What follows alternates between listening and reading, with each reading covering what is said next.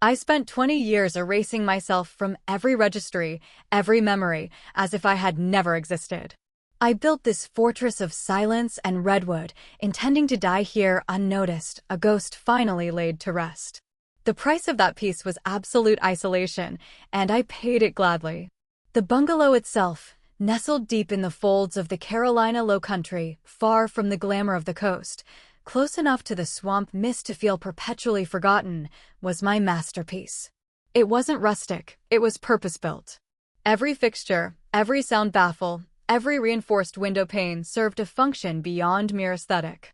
The air here was always crisp, smelling of pine needles and damp earth, a scent that carried no echoes of my former life in the concrete canyons of Chicago or the sterile hallways of DC. I controlled everything: the light, the acoustics, the view. My world was small, contained, and absolutely secure. My morning ritual was the same every day: black coffee, 10 minutes of silent meditation facing the creek, and then the perimeter check. Not a casual stroll, but a systemic survey. Today, the third cypress tree from the south fence line had shed too many leaves. I made a mental note to adjust the camera sensitivity in that sector.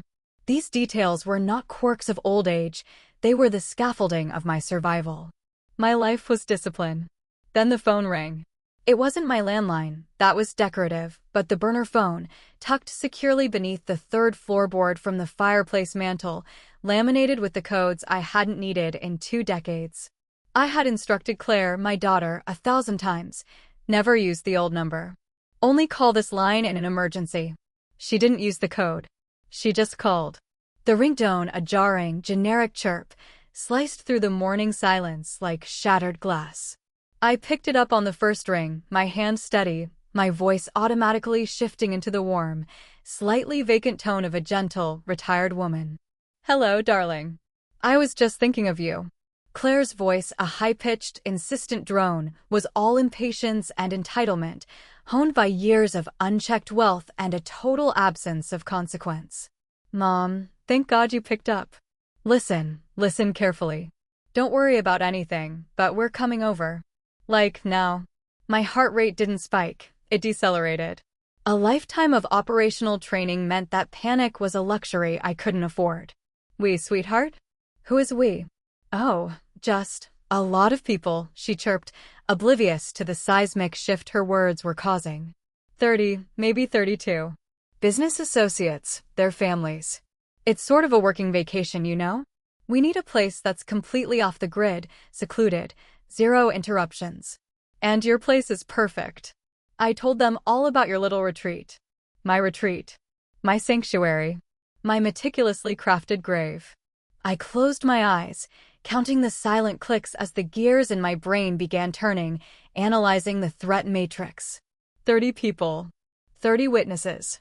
30 pairs of eyes on a location that was supposed to be invisible. The sheer volume of their presence would generate a digital and physical footprint large enough to register on every radar in the country. "Get everything ready, Mom," Claire continued, her voice gaining speed. "Bedrooms, lots of food on the table, and make sure there's enough room. They need comfort. We're leaving LA now, should be there by late afternoon tomorrow. Love you. Don't forget the blueberry muffins." She hung up before I could process the words, "late afternoon tomorrow." I stood there for a long moment, the silent receiver pressed against my ear. The tranquility I had built, the fragile, beautiful lie, was gone, shattered by a careless demand for blueberry muffins and isolation. I smiled, a thin, humorless contraction of the muscles around my mouth. "Of course, darling," I whispered into the dead air. I didn't move toward the pantry to check the flour supply. I didn't worry about thread counts or meal plans. Instead, I walked directly to the third floorboard from the fireplace mantel. I pushed the hidden switch, revealing the cavity. My hand didn't reach for the second burner phone. It reached for the laminated map marked with internal wiring diagrams and access codes, the blueprint of the house's true defenses. I had always known this day might come. I had prepared a reception for my daughter, but not the one she expected. I engaged Emergency Protocol 7, courtesy.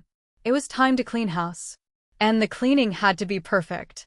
Protocol 7, hospitality, was never designed for impromptu family gatherings. It was the procedure for when the outer shell of my life was breached, forcing me to secure the interior perimeter and eliminate anything that could be traced back to Eleanor Vance, the ghost, or, worse, Elias Vance, the architect. I moved with the economy of motion that comes from years of high-stakes repetition. There was no wasted energy, no hesitation. My body remembered the choreography, even if my mind had tried to forget the dance. First, the communications.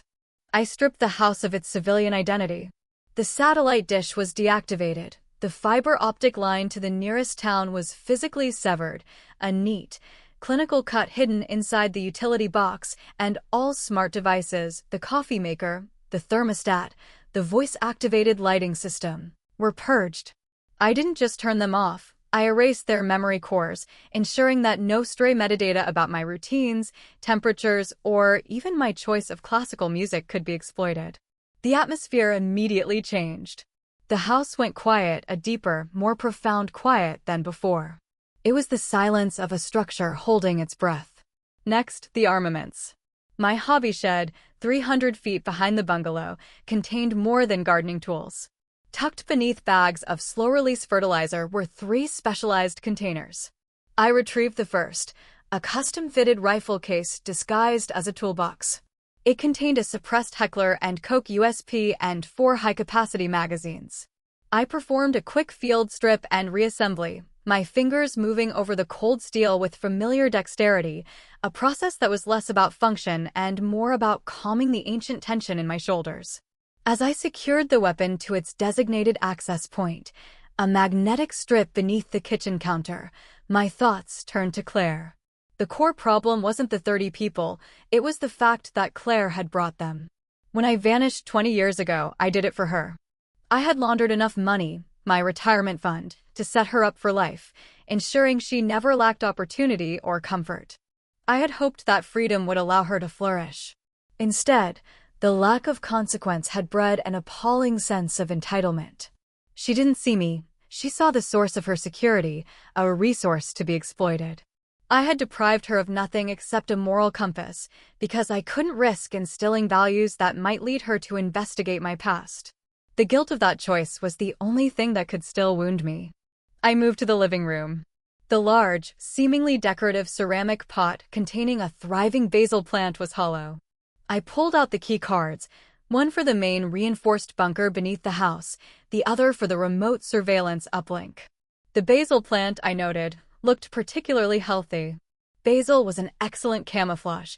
As I worked, I heard the faint ping of my old communications device, the one I used only for the deepest residual contacts.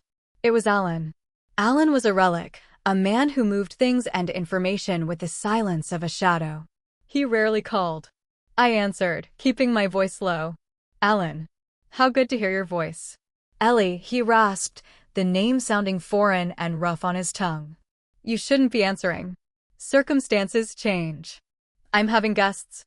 Alan ignored my attempt at lightness. Listen. The accounts. The old ones.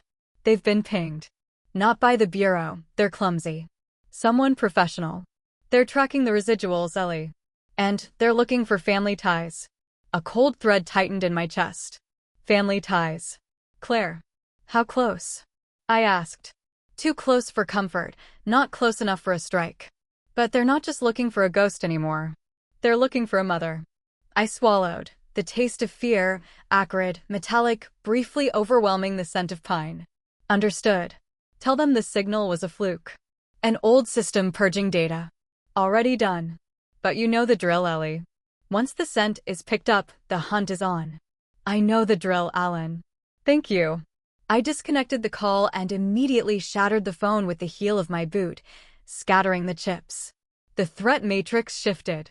This wasn't just about Claire's inconsiderate party. This was about why 30 people were suddenly rushing to the only place in the world where Eleanor Vance existed. Claire's chaotic life had collided with my ordered past. I finished securing the access points.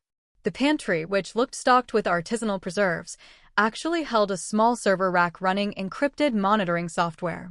The laundry room, with its pristine washer and dryer, had a floor panel that led to a maintenance tunnel. I went to the master bedroom. Under the mattress, wrapped in a linen sheet, was a large, laminated blueprint. It detailed the house's acoustic sweet spots, the blind corners, and the reinforced safe zones disguised as walk-in closets. I laid the map flat on the oak desk. I didn't need to study it. I knew every inch of this place better than my own face. But I needed to confirm my new strategy. The reception I was preparing now was twofold. First, I had to ensure that not one of the 30 guests could accidentally stumble upon the truth.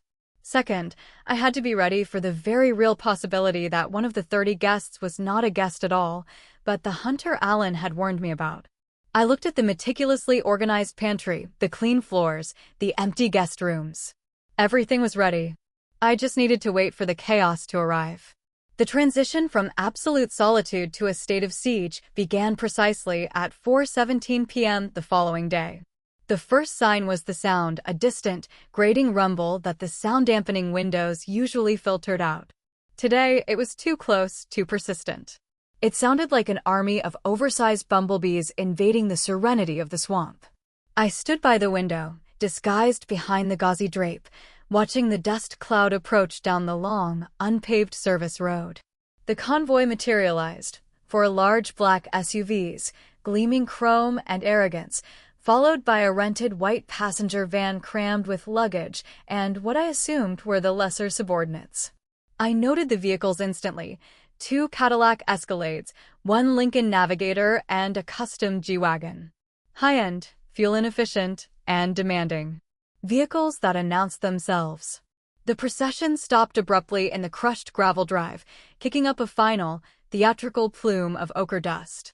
The doors opened simultaneously, and the sound of 30 people erupted, a cacophony of loud laughter, shouted demands, and the rapid, aggressive clicking of high heels on stone. Claire emerged from the lead Escalade. She looked magnificent and utterly exhausted. She wore tailored silk trousers and a cashmere wrap, but her beauty was sharp, brittle, like expensive glass. She hadn't changed since she was 25, still treating life as a runway, still perpetually stressed beneath the facade of confidence. She caught sight of me standing calmly on the porch and dashed forward, embracing me in a flurry of expensive perfume and frantic energy. "Mom, oh my God, you're a lifesaver. This trip was hell. Traffic in Atlanta, you wouldn't believe." I held her tightly, inhaling the familiar scent of my failure. "Welcome home, sweetheart. You must be tired." She stepped back, already distracted, waving imperiously at the small army of guests now spilling onto my lawn. "Everyone, this is my mother, Eleanor Vance. She's hosting us. She's just adorable. Be nice to her, okay? Mom, this is the team. Marcus, come say hi." A man detached himself from the group. Marcus was in his late 30s, wearing a perfectly fitted, expensive blazer that couldn't quite hide the anxiety in his eyes. He was too muscular for a broker, too smooth for a genuine operative. His smile was a practiced mask. "Eleanor," he said, extending a hand. His grip was too firm, too long. "This place is incredible. Utterly secluded.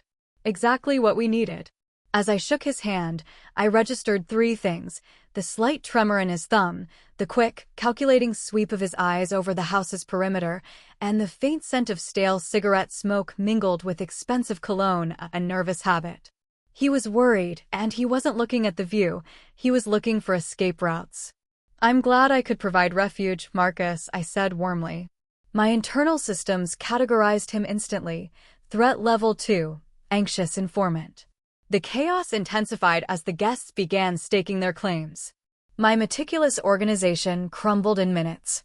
Bags were dropped carelessly on antique hardwood floors.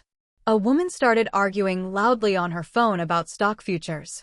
A child, there were 4 of them, ages 6 to 12, kicked a soccer ball against the porch pillar.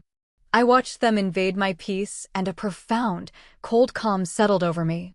They were acting precisely as I expected: privileged, loud, and utterly self-absorbed. This was a good thing. Chaos provided camouflage. I led the initial tour, pointing out the bedrooms and the communal areas. I made sure to steer them away from the 3 critical areas: The basement hatch, disguised as a wine cellar, the garden shed, the armory, and my small, locked private office. As I walked, I noted Marcus's excessive curiosity. While everyone else was complaining about the lack of Wi-Fi, a necessity I had deliberately engineered, Marcus was asking about the utilities. "That power box outside, Eleanor," he commented, pointing toward the junction I had tampered with. "Seems a bit old for a place this well-maintained. Do you ever have issues with the power grid?" "Only when the cypress trees drop their limbs, dear," I replied, my smile unwavering. "It's the country life, you know. Nothing a good handyman can't fix." He lingered near the utility box for a beat too long. Later, in the kitchen, while the rest of the group descended on the elaborate charcuterie board I had assembled, I found Claire trying to pour herself a generous glass of expensive scotch at 5 o'clock in the afternoon. "He seems interested in the infrastructure," I commented, referring to Marcus. Claire snorted, taking a large sip. "Marcus? He's interested in anything that makes him money. He's with Miller and Associates. They're running a major deal, and they needed a quiet place to hash it out away from prying eyes." "Prying eyes? IRS, competitors, you name it. Standard corporate drama, Mom. Nothing to worry your pretty little head about." She finished the scotch and poured another. Her evasiveness was a massive, screaming red flag. Claire was stressed, and scotch wasn't her preferred anxiety medication. She was hiding something bigger than corporate drama. I retired to my room briefly, activating the internal surveillance feed. The camera, hidden in the antique clock in the main hall, gave me a perfect, panoramic view. Marcus, I noted, had separated himself. He wasn't talking business. He was using a suppressed satellite phone, whispering urgently into it, occasionally glancing nervously at the surrounding windows. He looked like a cornered animal transmitting coordinates. And then I saw him, the man I hadn't been introduced to. He was standing near the fireplace, blending into the wood paneling, watching everything. He was quiet, unremarkable, mid-50s, dressed in neutral, perfectly laundered clothes. He didn't participate in the noise. He didn't eat. He simply observed.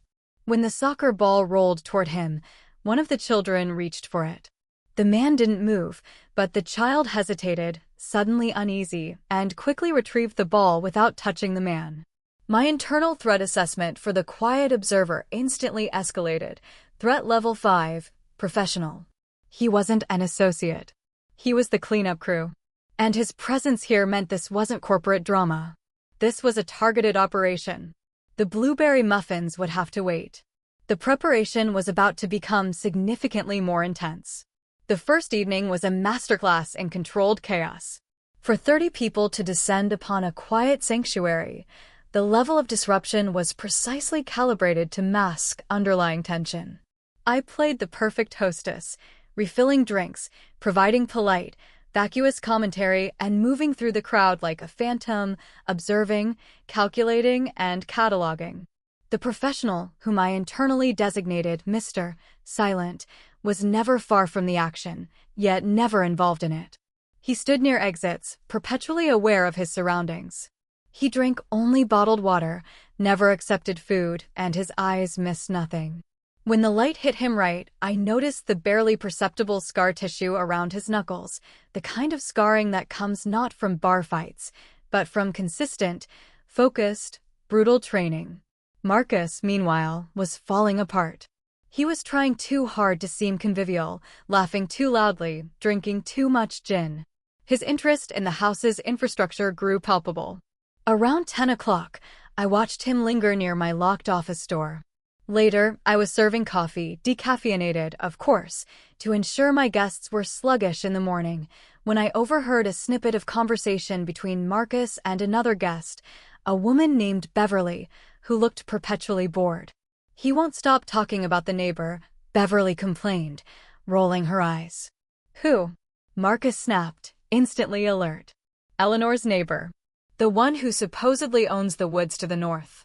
She said he's an old man, never leaves his place. But he keeps calling him the contact. I wish she'd shut up about it." I froze, tray held perfectly steady. The contact. The neighbor was a fabrication. A necessary element of my cover story. In this secluded area, absolute isolation was suspicious. So I invented Harold Jenkins, an elderly, reclusive former Forest Service worker who lived half a mile up the creek, completely off-grid. His house was an empty shell I had furnished and occasionally visited to leave tracks. Harold Jenkins existed only on paper and in my meticulously crafted anecdotes about his prize-winning tomatoes. The fact that Marcus was calling Harold Jenkins the contact meant two things. One, he wasn't a broker. Two, he was operating under instructions that predated his arrival here. He was looking for someone, and my cover story had been co-opted as part of his operational briefing. He was looking for me, or someone related to my old life, and he believed my fictitious neighbor was the key. This realization was a sharp, clarifying shock. Alan's warning was precise. They were using my own protective measures against me. I retreated to the kitchen, feigning the need to rearrange the silverware drawer. My mind raced back 20 years, to the job that forced me into this exile. The Vienna operation. The target was a data courier, carrying the hard drives that implicated half the U.S. Senate in illegal arms transfers. My role was simple: neutralize the courier, secure the drives, and ensure the evidence vanished forever. I succeeded. But in the final moments, the courier, a mid-level operative named Elias Thorne, had looked directly at me and hissed a threat. "You can run, but the ghost of this will always find your child." I had dismissed it as the ranting of a dying man. But what if Thorne had an associate? What if the data he carried had resurfaced? I looked out the window at the peaceful darkness, only marginally punctured by the lights of the invaders. Elias Thorne had been an amateur compared to the people I worked for. But he had family connections. Powerful, shadowy ones. If Marcus was looking for Harold Jenkins, the supposed contact, it meant they were closing in on my identity. They thought I was still running operations. I had to accelerate the plan. I began my night shift. While the house settled into a noisy, drunken sleep, I moved. I first ensured the basement hatch, the access to the bunker, was completely obscured. I moved a large, custom-made china cabinet directly over it. Next, I focused on Marcus's room. I needed to know who he was talking to. The lock on his door was cheap. I was inside and out in 30 seconds, leaving no trace. I didn't search for physical files. I was looking for digital breadcrumbs. I found the burner phone he was using tucked into a hiking boot, still faintly warm. It was locked, of course, but Marcus was predictable. A simple brute force tool revealed the passcode: his dog's birthday. Sentimental stupidity, always the professional's downfall. I didn't download data. I uploaded a single, tiny, encrypted file onto his phone's storage. It was a decoy.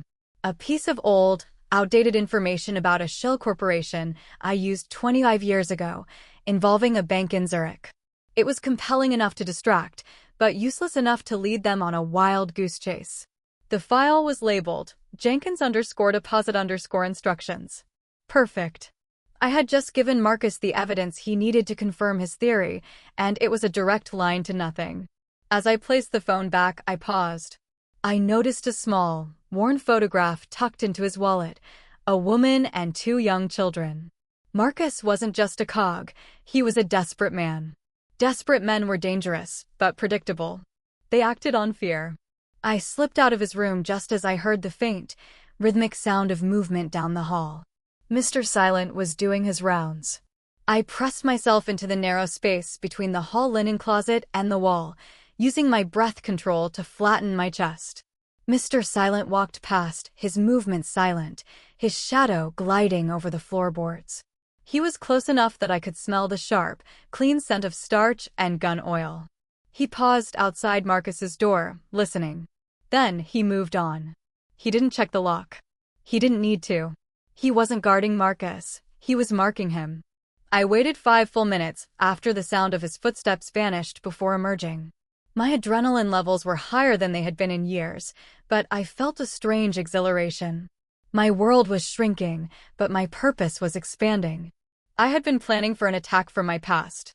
Now, I realized, the battle was not about a ghost. It was about my daughter, tangled up in something far bigger than she understood. And I needed to know the full extent of that entanglement before the sun rose.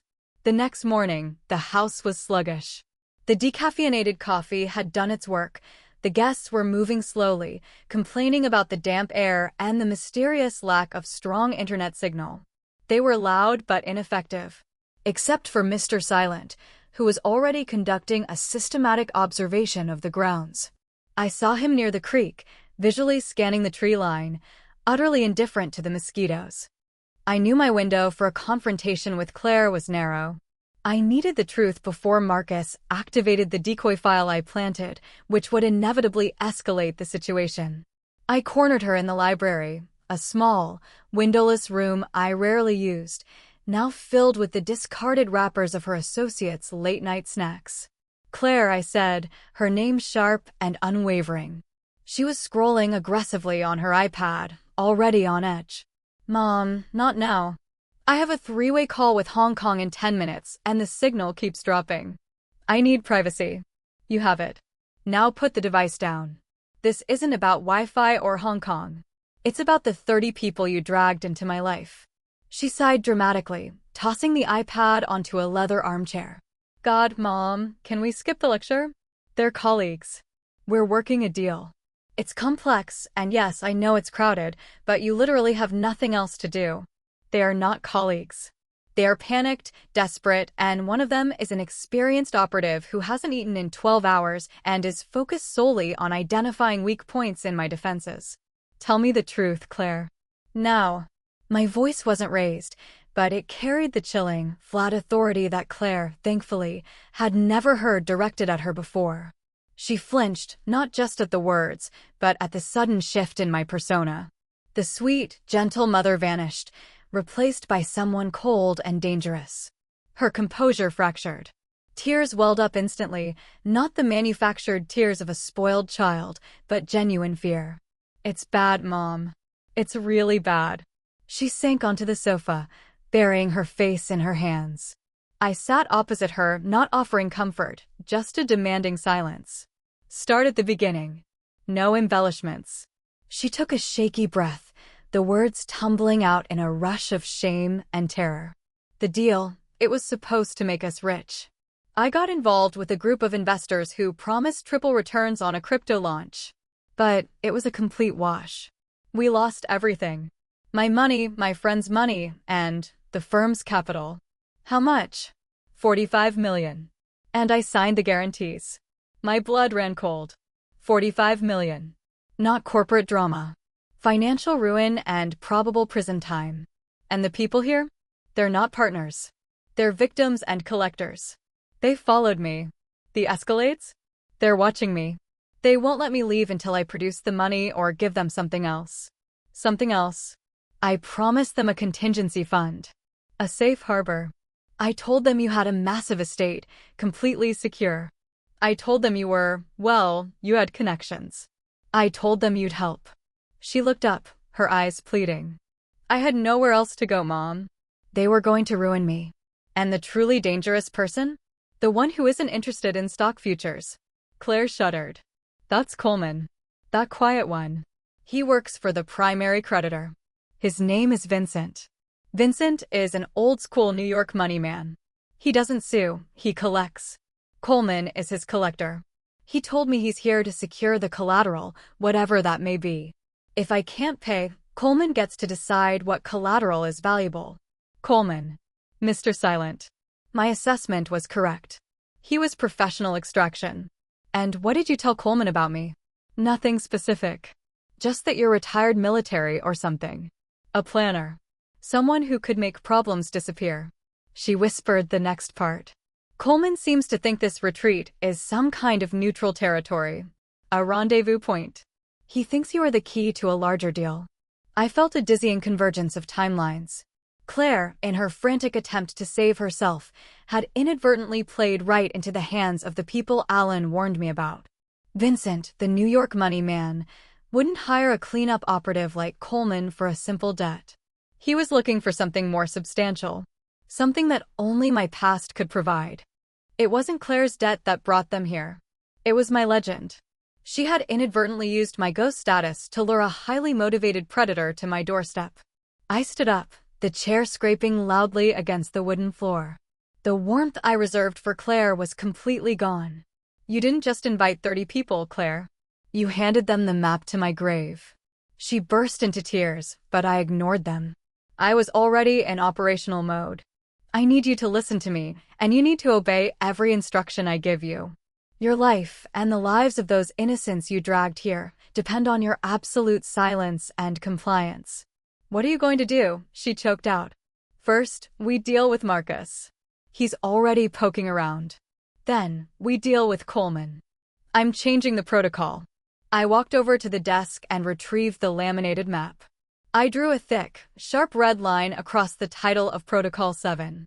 We are no longer extending courtesy, I stated, my eyes fixed on the blueprint. We are initiating Protocol 9, total isolation. What does that mean? Claire asked, her voice trembling. It means the house is now a maze.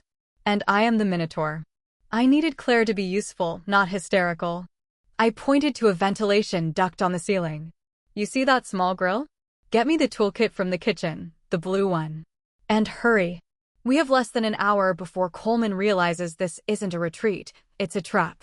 For the first time in her pampered, selfish life, Claire didn't question, complain, or hesitate. She scrambled to her feet and ran. The fear of her debt was gone, replaced by the terror of the woman who was truly her mother. The toolkit arrived promptly. Claire, pale but focused, handed it to me. Her hands were shaking, but her eyes held a new, fragile determination. This was the first time she had ever been truly useful, and I felt a faint, detached flicker of pride. The ventilation, I explained, opening the grill in the library. It's tied into the auxiliary power for the environmental controls. But it can also be rigged to manage airflow in targeted sectors. When I drop the power, air circulation will be critical. You're turning off the power? Not just turning it off. We're separating the house from the grid completely. Marcus and his cronies need communication, light, and distraction. Coleman needs silence, darkness, and clean lines of sight. I will give them the opposite of what they desire. I worked quickly, bypassing the main circuit box and rerouting the core security systems, cameras, internal acoustic sensors, magnetic locks, onto the hidden solar battery bank. This would leave me fully operational while plunging the house into sensory deprivation. My first target was Marcus. I knew he would use the day to investigate Harold Jenkins. My decoy file was already working its insidious magic. Your job, Claire, I instructed, tightening a connection. Go to the kitchen. Make sure Marcus is occupied. Offer him a drink, a snack, whatever. Keep him there for 10 minutes. Absolutely no more, no less. Be charming, be demanding, be yourself. She nodded and slipped out. I finished the wiring, placing a small, pressure-sensitive explosive charge, barely enough to disrupt a copper line, near the main electrical feeder outside the kitchen door. I set the timer. 5 minutes until detonation. I returned to the interior, moving toward my private office. I needed to leave one final, irresistible bait for Marcus. The office had a false wall concealing a secure safe. I opened the safe, retrieving the item Marcus was truly looking for, a heavily encrypted hard drive, identical in appearance to the one I secured in Vienna 20 years ago. This one, however, contained only complex, randomized noise. But the packaging, the specific logo of the Swiss data firm, was authentic. I placed the drive in a cheap, unmarked manila envelope and slid it halfway under the desk rug. A sloppy mistake, the kind a hurried, frightened amateur would make. I stepped back, surveying the scene. The bait was set. 5, 4, 3. The internal clock in my head counted down. I heard Claire's voice, a high-pitched giggle, coming from the kitchen. She was performing her role perfectly, the distracting, entitled daughter. 2, 1. A sharp thwack outside, muffled by the wall. The power did not just go out, it was severed violently. The generators didn't kick in immediately. I had disabled their main fuel line moments before. The house was plunged into utter blackness. The darkness was not silent, however. It was immediately filled with the sounds of chaos. Screams. Curses. The crash of a dropped glass. The sound of rapid, uncontrolled movement. 30 people, suddenly blinded and separated from their digital lifelines, immediately reverted to their most base instincts: panic. I moved immediately to the control panel disguised as the library's thermostat. I activated the internal security systems. The thermal feed blinked to life on the miniature screen. I could see the heat signatures of the 30 bodies moving erratically. Marcus's signature was the most panicked. He wasn't running for the door. He was fumbling for his phone, desperate to communicate the breach. Coleman, however, was immediately composed. His thermal signature showed him dropping instantly to the floor, adopting a low crawl toward the nearest pillar. He was already assessing the environment. He was hunting. I needed to buy myself time before Coleman neutralized the panicking group and focused on me. I flicked a switch, and the house was suddenly filled with a low, grating white noise, a sound designed to drown out whispers, footsteps, and the subtle cues of orientation. It was loud enough to be disorienting, but not loud enough to be obviously an alarm. I saw Marcus on the thermal feed, tripping over a chair, then scrambling toward the library entrance. The distraction was wearing off. I moved back toward the hallway, relying on muscle memory to navigate the house. Marcus burst into the library, his breathing ragged. He fumbled blindly on the floor, searching for light for an exit. "Eleanor," he shouted over the white noise. "What the hell is going on?" I didn't answer. I watched him on the thermal feed. He stumbled over the rug, his foot kicking something. He bent down, his hands searching the floor. He found the envelope. The moment he felt the shape of the hard drive, his panic vanished, replaced by desperate, frantic triumph. He clutched it to his chest. He thought he had found the missing link, the data that would save him. I waited until I saw his heat signature moving rapidly back towards his room, undoubtedly to use his hidden satellite phone to transmit the coordinates of his discovery. The bait was taken. I turned my attention to Coleman. He was moving with calculated precision toward the kitchen, where he had last seen Claire. He wasn't looking for a generator. He was looking for the cause of the disruption, and he knew it was attached to the only non-panicked person, Claire. I had anticipated this.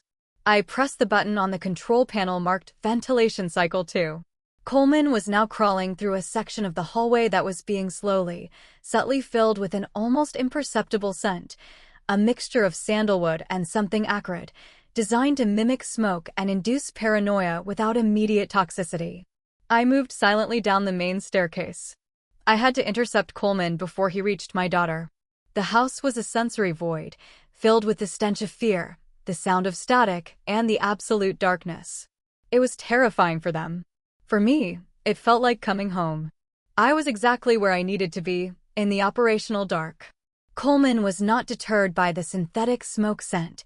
He simply lowered his profile, breathing closer to the floor. He was good. He was the most significant threat I had faced in 20 years, and he was hunting inside my walls. I positioned myself behind the reinforced oak door of the main dining room. I didn't need to see him. I listened to the subtle displacement of air, the barely audible friction of expensive wool against the marble floor. He paused near the dining room entrance, waiting for a sound cue that the white noise was diligently erasing. Now, I burst out of the doorway, moving not to attack, but to disorient. I slammed the heavy door violently against the wall, creating a massive, echoing clang that cut through the static, momentarily shattering Coleman's focus. Before the sound died, I was gone, retreating down the secondary corridor leading to the laundry room, the maintenance tunnel access. I didn't need to engage him yet. I needed him to know he was being watched, to introduce doubt. He reacted instantly. Instead of pursuing the sound, he stopped, recognizing the maneuver as a deliberate diversion. He had confirmed his suspicion. The chaos was controlled, and there was an architect. He didn't know he was facing an old woman. He knew he was facing an operative. I reached the laundry room and slipped beneath the floor panel into the maintenance tunnel. The air here was cool and tasted faintly of concrete dust and machine oil. I activated the low-wattage LED strip on my wrist. I was safe for now. I could monitor his progress from the acoustic sensors embedded in the tunnel walls. He was moving away from the kitchen, towards the core of the house, my office. He was looking for the control center. I realized I had made a tactical error. I hadn't anticipated that Coleman, being professional, would bypass Claire and Marcus immediately and go straight for the nerve center. I scrambled through the confined space, heading toward the emergency exit into the main corridor. Meanwhile, Marcus was making his own mistake. On the thermal feed, I saw him trying to contact his associates, oblivious to the fact that my signal jammer was now perfectly tuned to his satellite phone frequency. Frustrated, he abandoned the phone and made a dash for the front door, clutching the decoy drive. He wanted out. The panic in the house peaked. The other guests, realizing the doors were locked, a minor tweak I had made to the electronic bolts earlier, began to scream in earnest. I emerged from the tunnel opening in the linen closet, directly into the cross hallway. And then I saw the light. A single, weak beam of light was emanating from my private office, the light of a flashlight. Coleman had already breached the lock. I moved forward, pistol drawn, my movements fluid and silent, years of stiffness dissolved by adrenaline and necessity. I reached the doorway and froze. Coleman was not alone. Claire was in the room with him. She had apparently heard him force the lock and, instead of hiding, had followed him. Stupid, reckless, brave. Coleman had his own suppressed pistol pointed at her head. He had clearly found the desk, overturned the drawers, and was assessing the damage. "Who are you working for?" Coleman's voice was low, devoid of emotion, a dangerous hum. Claire, terrified but defiant, was stammering, I don't know what you're talking about. I'm just trying to find my mother's emergency kit." "Save the dramatics, Miss Vance. This house is a fortress. The power is a surgical strike. The noise is a tactical diversion. Your mother is not a retired socialite. She's running an operation. And you know what she's hiding." Coleman gestured with his chin toward the back of the room. My breath hitched. He wasn't pointing at a computer or files. He was pointing at the small, unassuming wall safe that I had only moments ago opened to retrieve the decoy. Coleman had clearly seen the traces of my activity. But then he moved the bookshelf I used to hide the old safe door. The safe door swung open, revealing the contents I had failed to secure in my haste to plant the decoy for Marcus. Inside were not financial records, but the definitive proof of Elias Vance, 3 fake passports from 3 different continents, all with my photo, a detailed, hand-drawn map of the Vienna safe house, and most damningly, the ID tag of the man I had killed, Elias Thorne, which I had kept, for some morbid, emotional reason, tucked into the spine of a first-edition Hemingway. Coleman's flashlight beam illuminated the contents, and he whistled softly. Well, it seems your mother wasn't just a planner, Miss Vance. She was a cleaner. A high-value ghost." He shifted the gun from Claire's temple to the center of her chest. "I think the collateral just upgraded. I don't want the money anymore. I want the asset. Tell me where your mother is hiding." Claire looked at the artifacts of my past, the proof of a life she never knew, and her fear seemed to crystallize into understanding. She was looking at the woman who was willing to destroy the world to save her. She's gone," Claire whispered, her voice laced with genuine conviction. "She vanished years ago. This is all she left behind." Coleman smiled, a cruel, satisfied expression. "A brave lie. But I think she's closer than you imagine." He looked directly toward the door where I stood, hidden in the shadow. He hadn't seen me, but he had heard me. He was playing a bluff. I didn't move. I needed him to fire the gun. If he fired, he exposed his position and forced a premature ending. If he waited, he had the advantage of the hostage.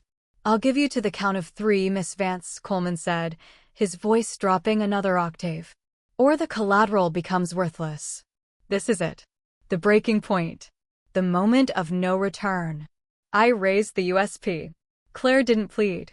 She looked at Coleman, then back at the door, and then, slowly, she shook her head, an infinitesimally small movement that only I, her mother, could perceive. "Don't come out, Mom." 1. I couldn't risk the shot on Coleman with Claire so close. 2. I needed a distraction. I needed chaos. My thumb moved to the tactical light attached to the USP. 3. Just as Coleman tightened his finger on the trigger, I activated the light. Not aimed at him, but at the mirror on the wall behind him, reflecting a blinding, unexpected flash of light directly into his eyes. The sound of his pistol firing was deafening in the small room. But the bullet missed Claire, shattering the empty space where my head should have been moments ago. Coleman was momentarily blinded, disoriented by the white noise, the flashing light, and the unexpected direction of the attack. I didn't waste the opening. I fired a single, precise shot. Not at his head, but at his shoulder, dropping him instantly without risking Claire's life. Coleman roared, a guttural sound of pain and rage, his gun clattering to the floor.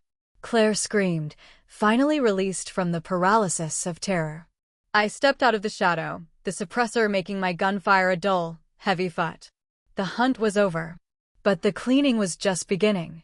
The smell of gunpowder, sharp and metallic, cut through the fabricated white noise and the lingering scent of sandalwood. The shot had been clean. Coleman was on his knees, clutching his shoulder, his face contorted not in pain, but in professional disbelief. I stepped fully into the office, my weapons still trained on him. Claire was pressed against the safe, hyperventilating, but physically unharmed. "Are you hit?" I asked her, my voice low and flat. She shook her head, unable to speak. "Good. Now get out. Go to the kitchen and wait. Lock the door. Do not, under any circumstances, unlock it for anyone." She stumbled toward the exit, glancing back at me not with fear, but with a horrifying, awestruck understanding. She had seen her mother commit violence, not in a movie, but in the sterile reality of her own life. I turned back to Coleman. He was trying to apply pressure to the wound. "That was incredibly sloppy, Eleanor Vance," he gritted out, using my true name. "You almost tagged the collateral." "The collateral is my daughter," I corrected him, stepping closer. "And if you had touched her, I wouldn't have aimed for your clavicle. I would have aimed for the center of your forehead." I kicked his weapon out of reach and confiscated the knife strapped to his ankle. "Who sent you, Coleman?" He spat blood onto the rug. "You know who sent me. Vincent wants his money, or he wants the source of the funds. The old legend. The Vienna drives are long gone. The accounts are burned. Your employer is chasing a ghost." "Not anymore," Coleman countered, his eyes narrowed. "Miss Vance here was generous with her information. She told us her retired military mother had a secluded, secured compound. She told us you made problems disappear. We knew you were good, but we didn't know you were Elias Vance's cleanup. We're not here for the crypto debt, Eleanor. We're here because we believe you still have the data from 20 years ago. The data that could ruin Vincent and a lot of his associates in D.C. The worst confirmation." Claire's desperation had given Vincent the perfect pretext to deploy a high-level asset to search my home. They weren't looking for $45 million. They were looking for political nuclear launch codes. "I need your satellite phone," I said, extending my hand. Coleman laughed, a harsh, painful sound. "Too late. Marcus already broadcast his discovery. He just sent a highly compressed package of instructions, labeled Jenkins_deposit_instructions, along with coordinates. My decoy had been deployed, but it had triggered the next stage of their plan.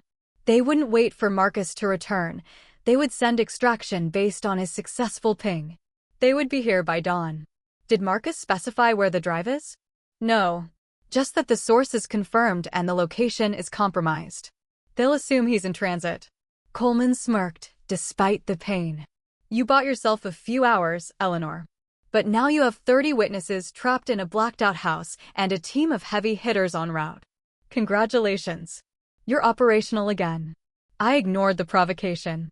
I checked his wound, applied a makeshift tourniquet using the tie from my robe, and secured him with the zip ties I had stashed in the ceiling tiles. He wouldn't bleed out, but he wouldn't move either. "You're going to tell me everything about Vincent's incoming team," I stated. "Go to hell." I knelt down, bringing my face close to his. "Listen to the screams, Coleman. Those are the people my daughter put at risk. They are also your problem. If a response team arrives and finds their principal neutralized, they won't stop to ask questions. They will execute a search and destroy protocol. If you cooperate, those 30 people might live to see the sunrise. If you don't, I will leave you here as an appetizer." His eyes widened slightly. He saw the cold logic of my threat. The professional recognized the operational necessity. 2 teams, he finally whispered. 4 men each. Landing zone is the old logging road north of the creek. ETA 4 hours. They're clean, but they're efficient.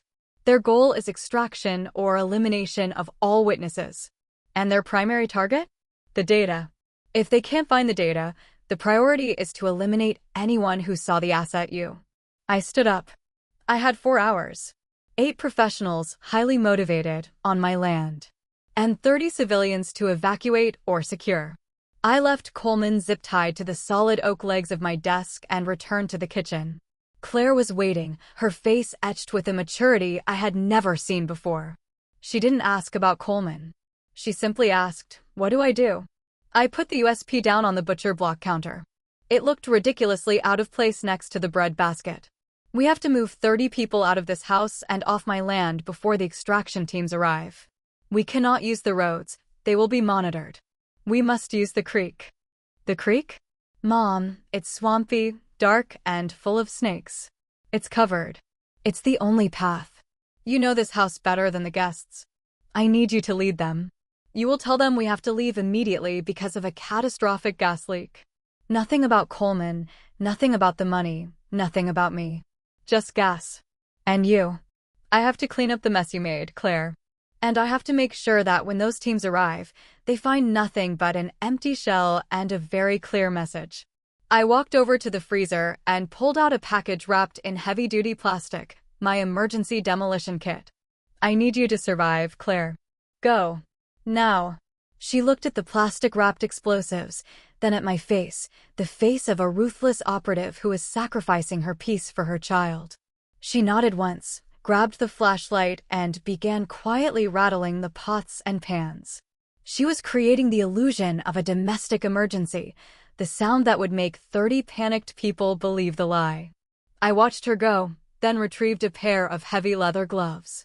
The quiet, gentle life was definitively over. Eleanor Vance was dead. Elias Vance was back in the game. Claire, surprisingly, was magnificent in her role. The sudden, forced maturity looked good on her.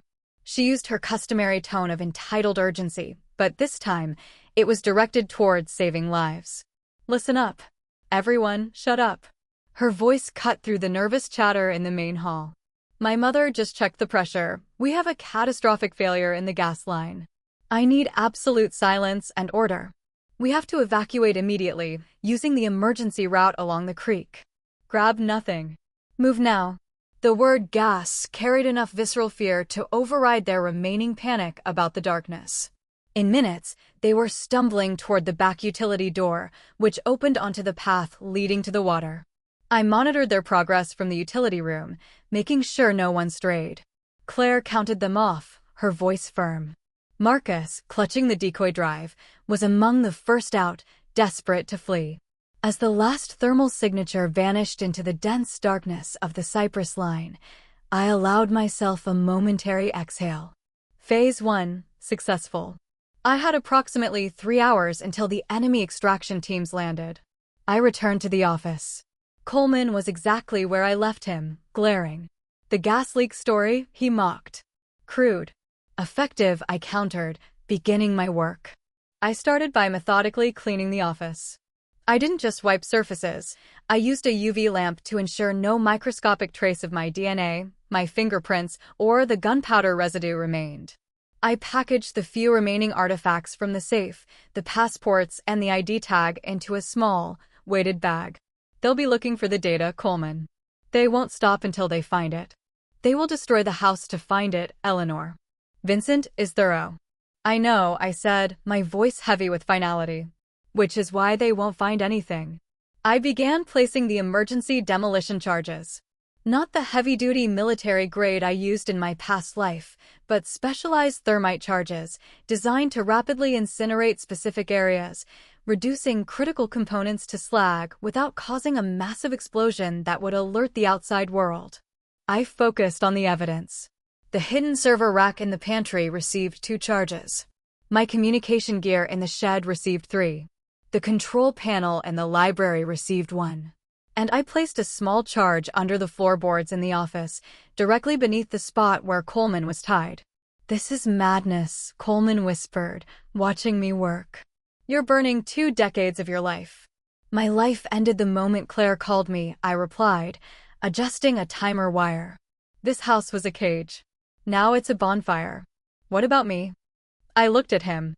"You're an operative, Coleman. You understand the rules of engagement. When the teams arrive, they will find an incapacitated colleague and an empty house that has been compromised. If I leave you here, they will either assume you were waiting for them or that you failed. Either way, they will be extremely disappointed."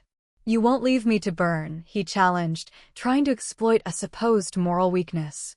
"I won't leave you to burn," I agreed. "I have a message to send."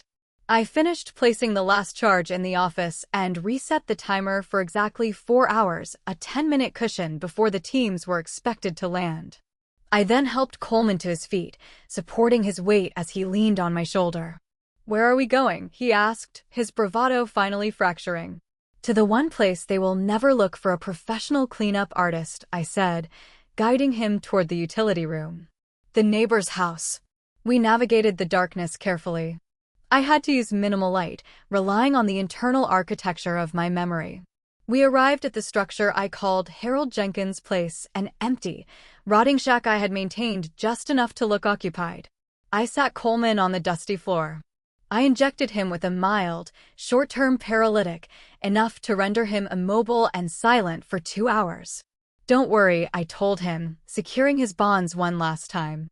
"You'll be awake when your friends arrive. You'll just be unable to talk, and they'll think you've been working too hard." I placed the weighted bag containing my ID and the proof of my past life directly into the septic tank behind the shack, sinking the evidence forever into the anaerobic sludge. I then returned to the main bungalow.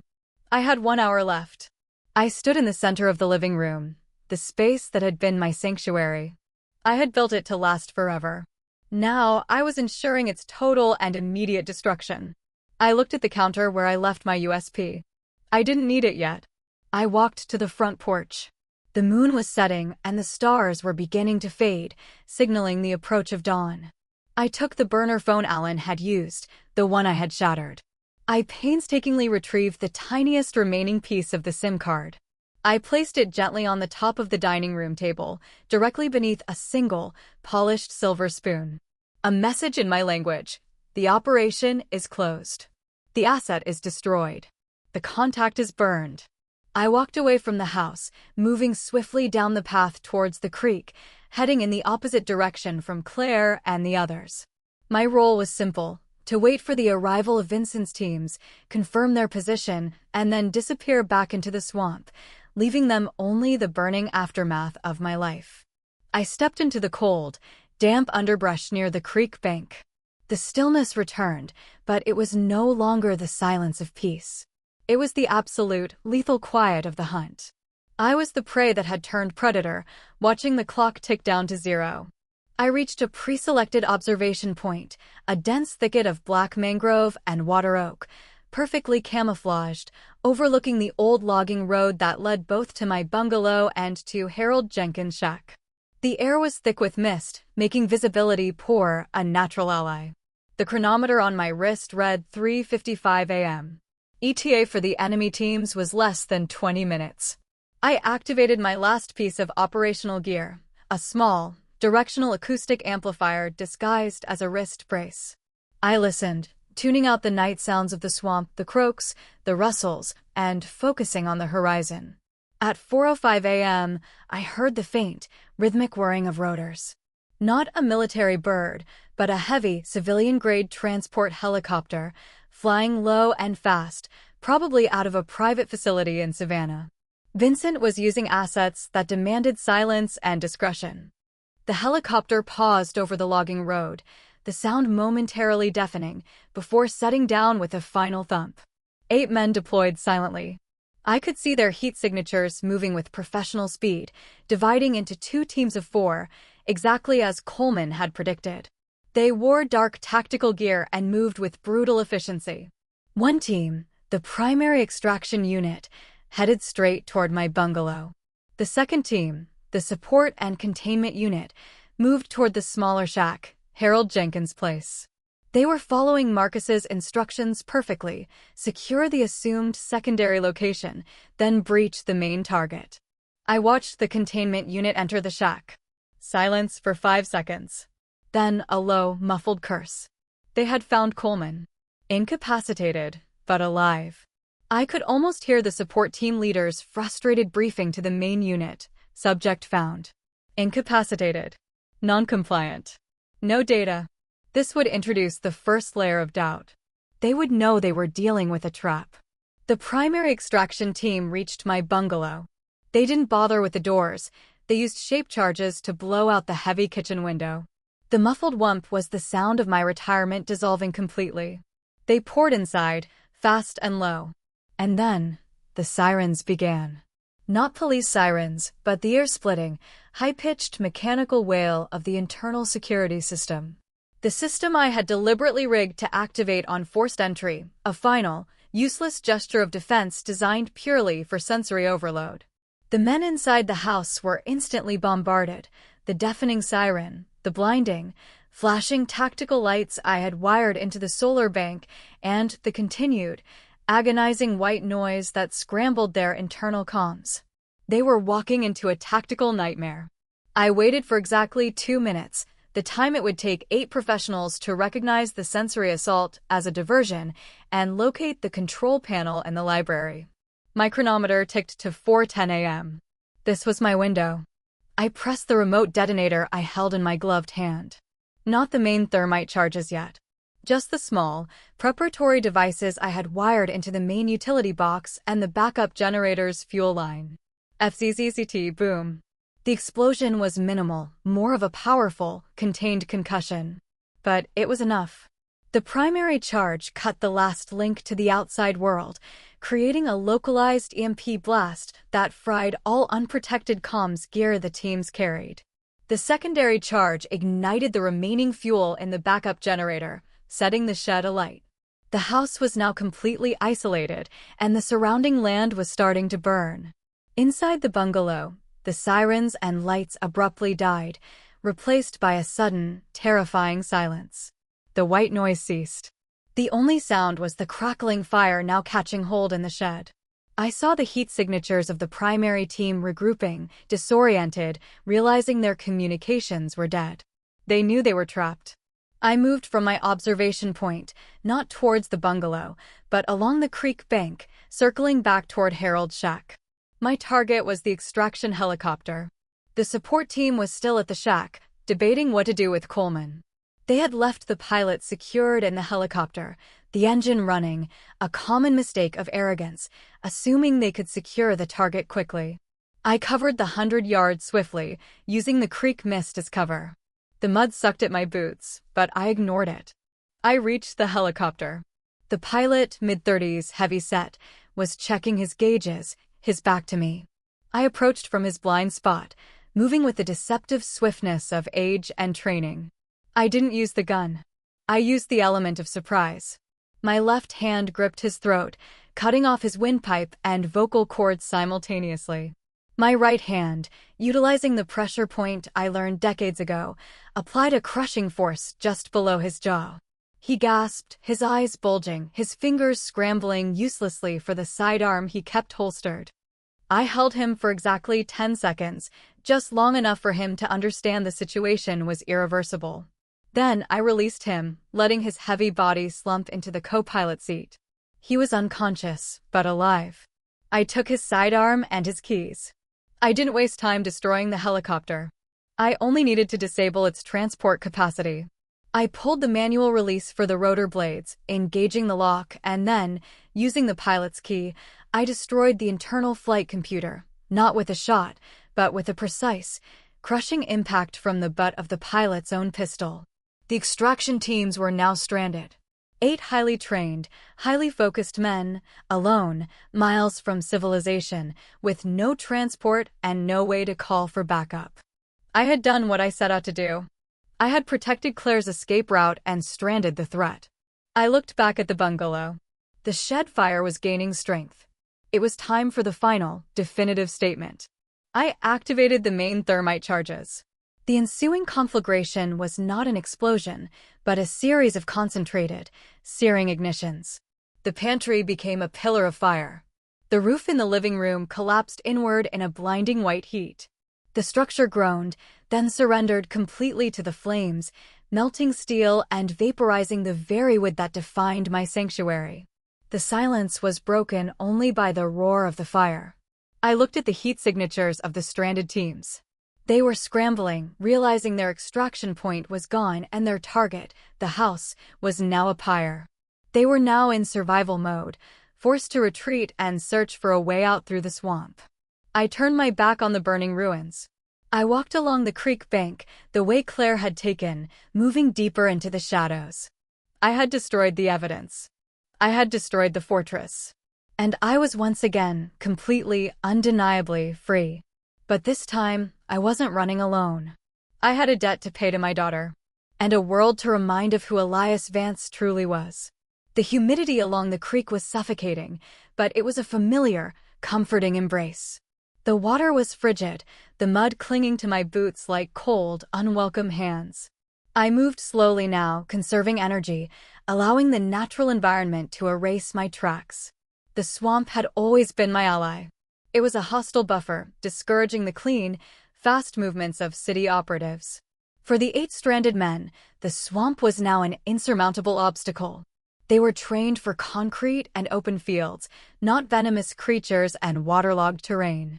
I kept moving for 20 minutes, placing tripwires and small, harmless sonic emitters along the main trail, just enough to disorient and annoy the pursuing teams, buying Claire and the 30 guests more time. I finally found Claire about half a mile up the creek, exactly where I had instructed her to set up a temporary staging area near a small, abandoned hunting cabin. She was standing on a small rise, illuminated by the distant, eerie orange glow of the burning bungalow. She was counting the guests, her face streaked with sweat and mud. She had lost her expensive wrap, and her silk trousers were ripped and stained. She looked like a refugee, but she was in charge. When she saw me emerge from the darkness, she didn't rush toward me. She didn't scream or cry. She simply nodded, her eyes reflecting the pyre behind us. 31, she stated, her voice hoarse. Everyone's accounted for. I told them we hit a small side road a few miles from here. They think we're safe. Good, I replied, my voice raspy from the smoke and exertion. What was that, Mom? She asked, her gaze fixed on the fire. That wasn't gas.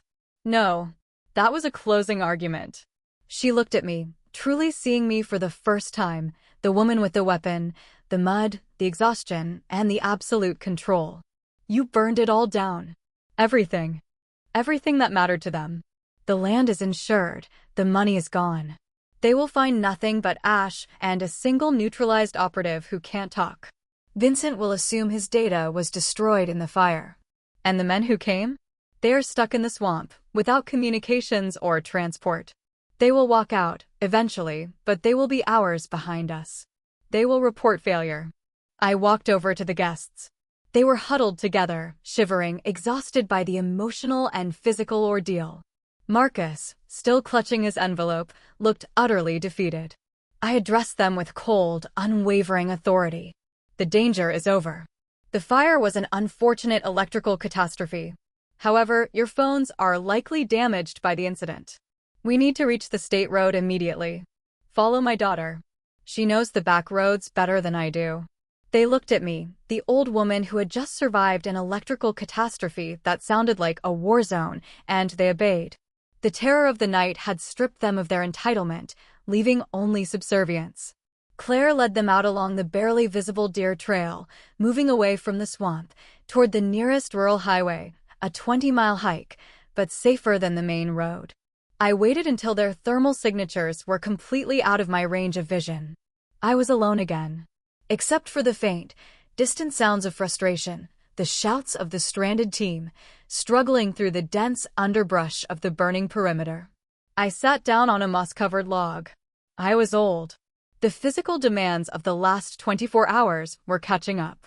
My shoulder ached, my knees protested, and the mental strain was immense.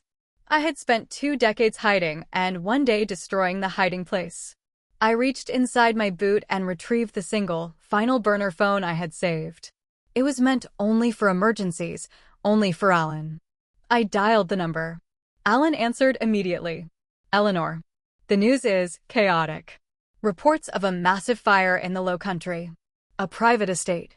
Is that you? It was me, Alan. The house is gone. The asset is destroyed. The threat is contained. 8 highly motivated individuals are currently enjoying the Carolina swamp life. They are looking for data that doesn't exist. A pause on Alan's end. You pulled the pin. After all this time, my daughter was collateral damage. I made a promise to protect her. And now? They know you're active. They know your location. Vincent won't stop until he knows the truth.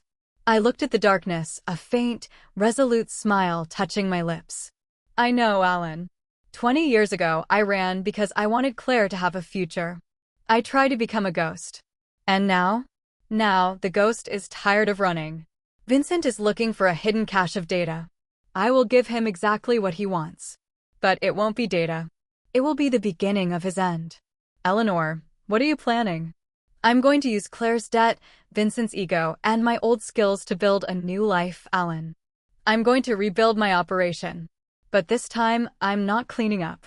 I'm striking first. I gave him a new, encrypted signal code. I need one thing, a clean, immediate cash transfer. Small amount, untraceable. I'll need a new identity. Nothing complicated.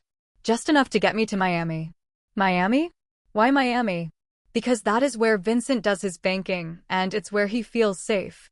Tell Vincent's associates, the ones who might be looking for me, the real high-level players, that Elias Vance is back. And he has a new client, his daughter. I hung up, shattering the phone against a rock. I stood up, shaking off the exhaustion. The baptism by swamp water and fire had cleansed me of the fear of discovery. The mother had saved her daughter. Now, the operative would destroy the enemy. The new dawn was breaking, casting a muddy, golden light over the path. I started walking, not toward the road where Claire was, but deeper into the trees, toward the next step in my carefully planned new beginning. My life of silence was over. The loud, dangerous part was just starting.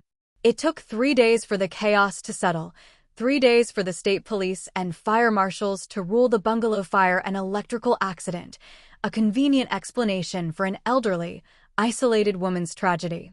The guests, traumatized and desperate to maintain their corporate facade, corroborated Claire's gas leak story, eager to put the entire incident behind them. Marcus, silent and broken, made his final report to Vincent, confirming the destruction of the presumed data and the disappearance of the contact. I never went to the extraction point on the state road. Instead, I met Claire 3 days later, 50 miles north in a dingy, forgotten motel near an industrial park. I arrived clean, wearing a new, simple dress, but with the weariness of 3 sleepless nights etched into my face. Claire was waiting. She looked less like a panicked socialite and more like a woman who had just survived a war. She had shed the designer clothes for simple jeans and a cotton shirt. The entitlement was gone, replaced by a deep, unsettling clarity. "They're all gone," she said as I walked in. "They flew back to New York and LA. They told me I owe them nothing since they witnessed the data burn. They are too afraid to deal with any of this mess. They believe the source of the problem is solved," I confirmed, setting my small bag down. "Which means Vincent will now focus solely on finding the missing asset, me, who they believe holds the key to his survival." She looked at me, her eyes lingering on the controlled way I surveyed the small room, checking the lock, noting the window's proximity to the street. "You're not going to vanish again, are you?" she asked, the question fragile and raw. "No, I can't. Vanishing was necessary when you were too young to protect yourself. Now you're the trigger and you're the anchor." I sat on the edge of the bed. "I need to know if you can handle the truth, Claire. Not the mom is eccentric truth, but the real truth. The fact that the money you lost, the debt you accumulated, it's all a pretext. The real game is about power, and I am a pawn they are trying to sacrifice." "I saw Coleman, Mom," she stated, her voice steady. "I saw you save my life. I also saw the passports in the safe. I saw the map. I understand that the woman who raised me was a carefully constructed lie. I prefer the truth, no matter how ugly. This was the honesty I had craved for 2 decades. Good, I said. Because the lie is over. Your life of luxury is also over. You are now going to be my eyes and ears. You have access to a world I can no longer openly touch. We have to use that access to dismantle Vincent, piece by piece. I don't know how to do that, Mom. You know how to use people, Claire. You know how to manipulate them with charm and fear. You just need to direct that skill toward a target that deserves it. I laid out the new plan, speaking quickly, professionally. Vincent believes I am the sole operative. He will be complacent. He will be looking for a gray-haired ghost in a trench coat, not his debtor's daughter making small talk at a charity gala. Your job is to re-establish contact with the periphery of Vincent's organization. Not the professionals like Coleman, but the socialites, the anxious brokers, the ones who talk too much. Why would they talk to me? Because they still believe you owe them $45 million. Use that. Tell them you have a plan to get the money back. Tell them you need help gathering data on Vincent, the man who ruined you all. You will be playing the desperate, wronged victim seeking revenge. It will work. Claire listened, absorbing the strategy like a new language. Her posture straightened. But what if Vincent or one of his people catches on? That is my job. You are the distraction.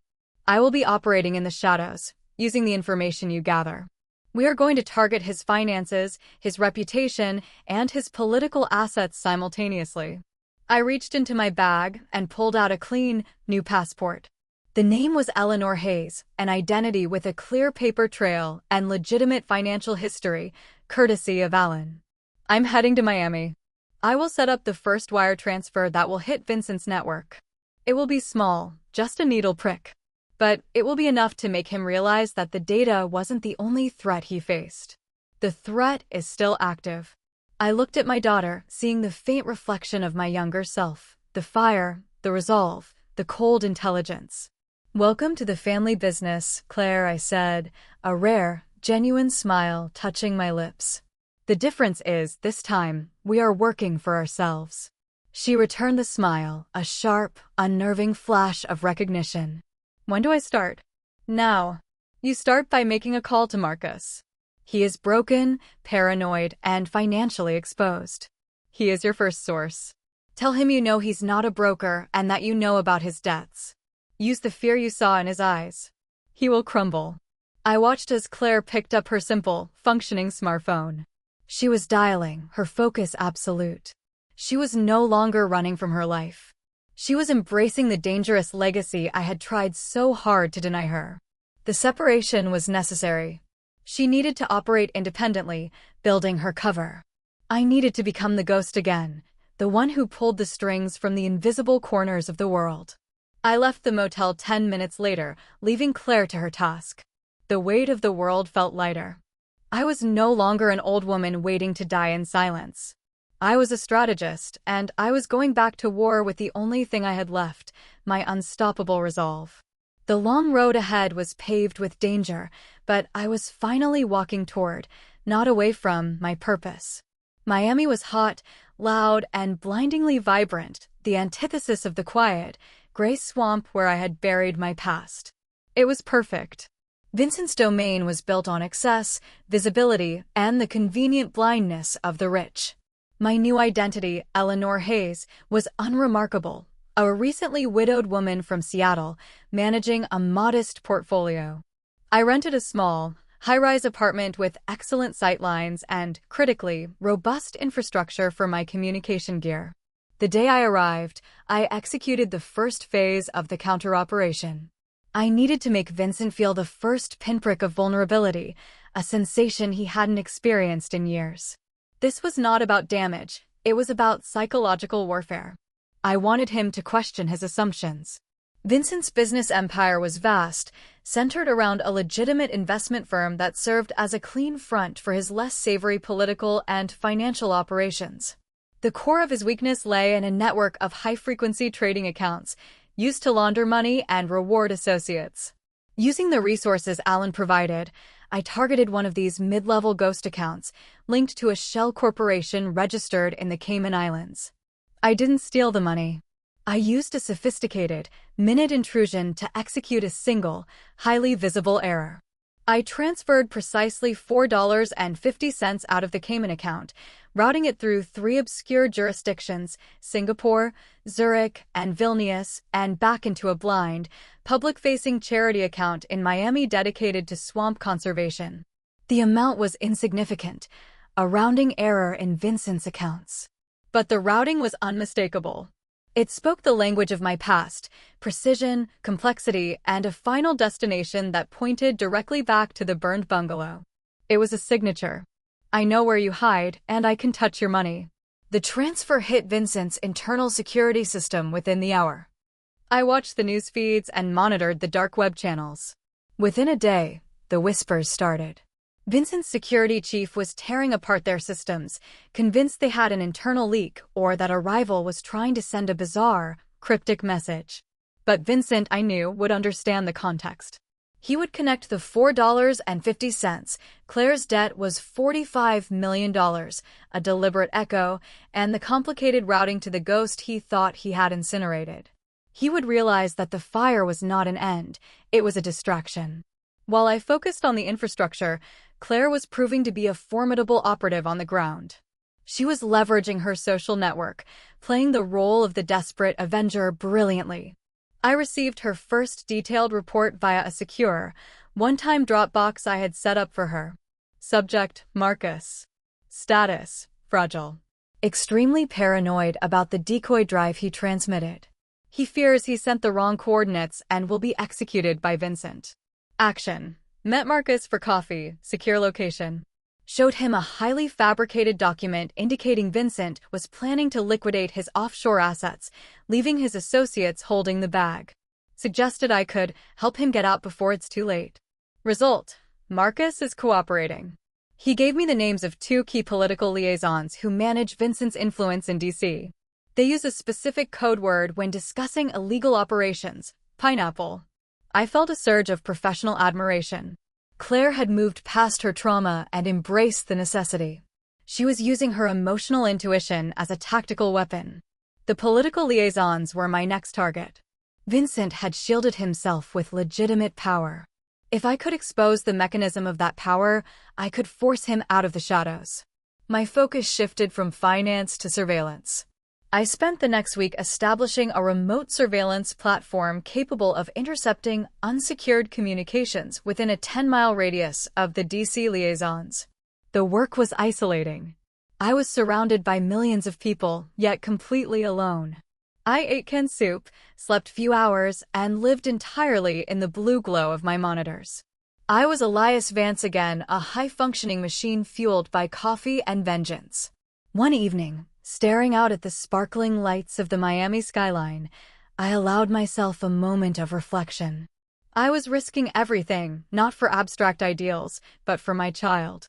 The terrifying irony was that by forcing me back into the life I abandoned, Claire had given me back my identity. The soft mask of Eleanor Vance had been suffocating. This sharp, focused existence felt real. The price of peace had been isolation. The price of this new war was engagement. The phone buzzed, a secure connection from Alan. Eleanor. Vincent is moving. He's pulled his best assets off rotation. He knows someone is actively probing his network. He is preparing a counterstrike. Good, I replied, typing quickly, isolating the known DC liaison's frequencies. He needs to be reactive, not proactive. He needs to know I'm everywhere, Alan. And I need to be ready to step out of the shadows when he gets desperate enough to come after me personally. And when will that be? When he realizes that the crypto debt was the least of his problems. Claire is working on the political flank. I just need to create the perfect operational storm. I'll make sure his rage overrides his common sense. I was close. I just needed the right trigger, the one that would force Vincent out of his bunker and into the open, where I could finally finish the job I started 20 years ago. The pineapple was about to fall. Claire's intelligence was critical. The political liaisons, a power couple named the Throckmortons, were meticulous, but complacent. Their pineapple code word, used in secure chats and whispered conversations, always preceded a large, illegal transfer of funds intended to influence policy votes in the Senate. I didn't try to hack their secure network. Instead, I focused on the one weak link in their seemingly impenetrable digital armor, their home automation system. They controlled their mansion, their vehicles, and their communication security via a single, proprietary tablet interface, a hub of convenience and colossal vulnerability. I spent 48 hours developing a worm designed not to steal information, but to generate it. My goal was to create a digital ghost in their system, one that mimicked Vincent's primary security officer's signature, and plant a highly destructive piece of evidence. I used the pineapple trigger. The payload I developed was simple, a forged, highly incriminating digital invoice that appeared to be sent directly from the Throckmortons to Vincent's primary investment firm. The invoice demanded payment for the final pineapple, outlining a seven-figure sum and detailing specific dates and policy decisions. The invoice didn't exist, but the metadata and encryption signature were flawless, appearing to come directly from the Throckmortons' private server. Crucially, the worm then used the Throckmorton system to accidentally leak this invoice, not to the public, but directly to three distinct, hostile recipients: the DOJ's Internal Ethics Division, a hyper-aggressive investigative journalist I had monitored, and, most importantly, Vincent himself. The transfer was executed at 11:30 a.m. on a Friday, coinciding with a high-stakes congressional vote the Throckmortons were supposed to be influencing. The moment the invoice landed, the chain reaction was instantaneous and explosive. Vincent received the file first. He wouldn't believe it was real, but he would recognize the catastrophic implications. He would assume the Throckmortons were either trying to extort him or were attempting to secure their own positions by leaking the information themselves. In Vincent's world, loyalty was non-existent and preemptive retaliation was necessary. The Throckmortons, alerted by their system crash caused by my worm, would find the file and realize they had been framed. They wouldn't know by whom, but they would instantly point the blame at Vincent, fearing he was cutting off loose ends. The investigative journalist received a copy with an anonymous tip attached, screaming political corruption. The DOJ received the official-looking complaint, initiating an immediate, low-level internal investigation. Chaos reigned in Vincent's universe. He was under fire from the political class, the law, and the media, all initiated by what appeared to be his own trusted assets. Alan called me 2 hours later, his voice tight with alarm. It worked, Eleanor. It worked too well. Vincent is losing control. He thinks the Throckmortons betrayed him. He's gone off the grid. He's not using his comms. He's coming for you. Good, I repeated, my gaze fixed on the GPS tracker I had managed to embed in the Throckmortons' vehicle fleet. He needs to stop thinking like a financier and start thinking like a rat in a corner. Vincent's counterstrike would not be subtle. He would revert to the only certainty he had left, finding the source of the attack and eliminating it personally. I had meticulously created a final staging ground for our confrontation. It wasn't Miami. Claire's second report arrived, detailing her final conversation with Marcus, who was now a trembling wreck. He had revealed the primary location of Vincent's emergency communication command, a small, isolated hunting lodge in the Appalachian foothills of North Carolina, hundreds of miles from Miami, close to the quiet anonymity of the rural South. He's going home, I told Alan. He's going to the place where he feels safest to weather the storm. And he's taking his best man with him, not Coleman. He's too compromised, but his head of security, a brute named Silas. I had already packed. I left the Miami apartment exactly as I found it, leaving no financial or physical trace. My final act in Miami was a message to Claire. I sent her detailed coordinates, not for the lodge, but for a designated rendezvous point 50 miles away. She was to maintain her cover and be there in 24 hours. I drove the rental car, a boring gray sedan, north, towards the Blue Ridge Mountains. The confrontation would be simple and final. Vincent, exposed and enraged, would be at the lodge. I would be there to meet him. I was not seeking data or money. I was seeking resolution. As I drove, I felt the old excitement thrumming beneath my skin. I wasn't just surviving anymore. I was administering justice. The ghost had returned, and she was bringing the fire with her. The final curtain was about to fall. The hunting lodge was a heavy, dark structure of rough-hewn timber, perched precariously on a ridge overlooking a vast, dense forest. It smelled of wood smoke, damp earth, and expensive fear. I arrived an hour before dawn, parking the rental miles down the mountain road and continuing on foot. Vincent, desperate and cornered, had come here for operational quiet. He found neither. I had already surveyed the lodge's defenses using thermal imaging, high security, minimal personnel. Only Vincent and Silas, his head of security. Silas was large, slow, and overly reliant on technology. I bypassed the perimeter sensors easily. My target was not a drawn-out siege. It was a single, precise confrontation. I entered through the basement, using the knowledge of typical Appalachian Lodge architecture, a vulnerable, uninsulated utility hatch to my advantage.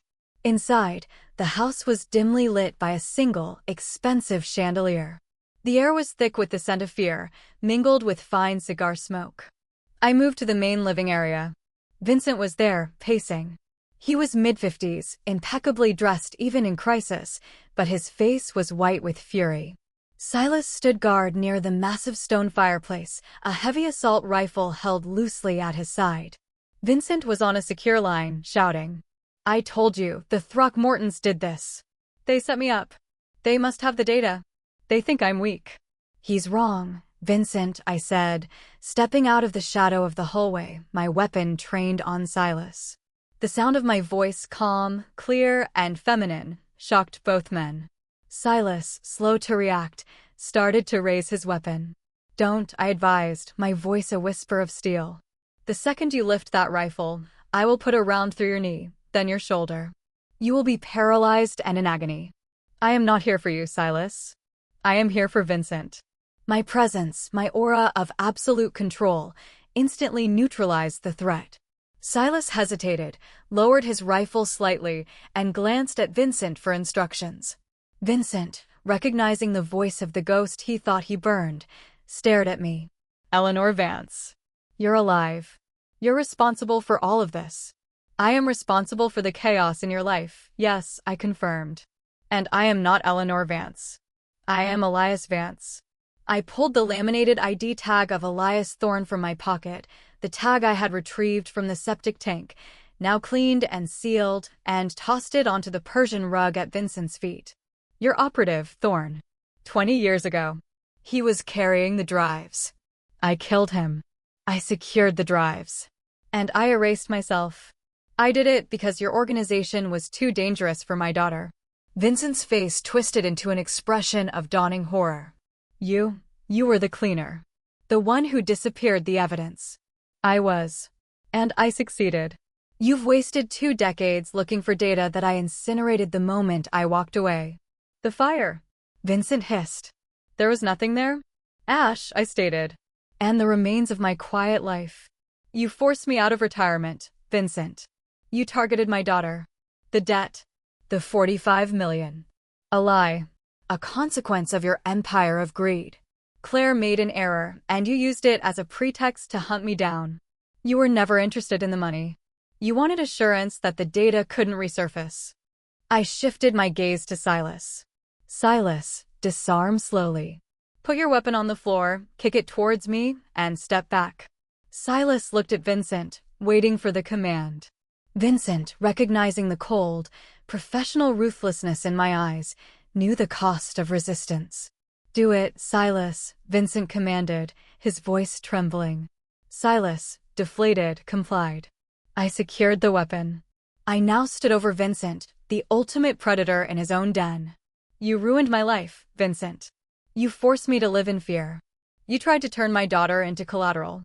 Vincent, recovering some of his arrogance, sneered. "So you've destroyed my network. You've exposed my political assets. What now, Eleanor? You kill me? That only confirms everything and puts a target on your daughter's back." He was right. Killing him was satisfying, but tactically disastrous. It would trigger a massive, uncompromising response from his surviving partners, who would assume Claire was complicit and vulnerable. "No," I replied, lowering my weapon slightly. "Killing you is an amateur's endgame. My goal is to ensure you never threaten me or my family again. I'm going to ruin you professionally and politically. I revealed the final layer of my plan. I didn't just frame the Throckmortons. I also built a backdoor into your private comms network. Over the last 2 weeks, while you were distracted, I've been downloading your life, Vincent. Every illegal transfer, every whispered threat, every name of every politician on your payroll.